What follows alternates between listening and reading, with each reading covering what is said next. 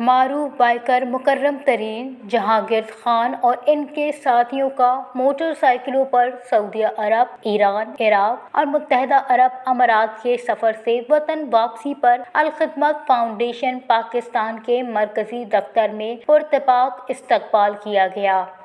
اس موقع پر الخدمت فاؤنڈیشن پاکستان کے نائب صدر ڈاکٹر مشتاق مانگٹ، سید احسن اللہ وقاص نے الخدمت کے دیگر ذمہ داران اور رضاکاروں کے ہمراہ بائیکرز کا استقبال کیا، انہیں عمرے کی مبارکباد پیش کی۔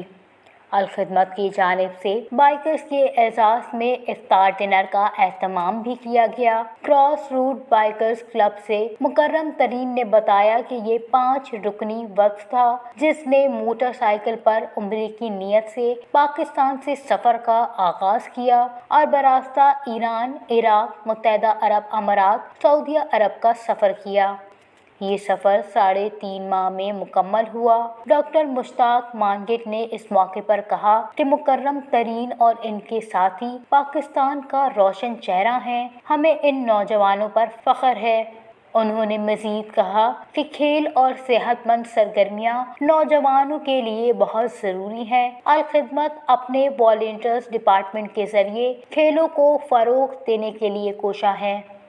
انہوں نے کہا کہ الخدمت کی جانب سے اس مقصد کے لیے ملک بھر میں مختلف سرگرمیاں بھی منعقد کی جاتی ہیں، جبکہ مستقبل میں بھی الخدمت کھیلوں اور سیر و سیاحت کے فروغ کے لیے بھرپور اقدامات کرنے کا ارادہ رکھتی ہے۔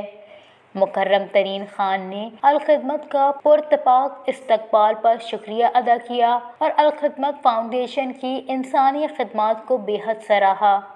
انہوں نے کہا کہ اس سفر کا مقصد دنیا کو یہ بتانا تھا کہ پاکستان پرامن ملک ہے اور پاکستان کے لوگ محبت کرنے والے لوگ ہیں۔ اختتام پر مہمانوں میں اعزازی شیلڈز بھی تقسیم کی گئیں۔ وش نیوز، لاہور۔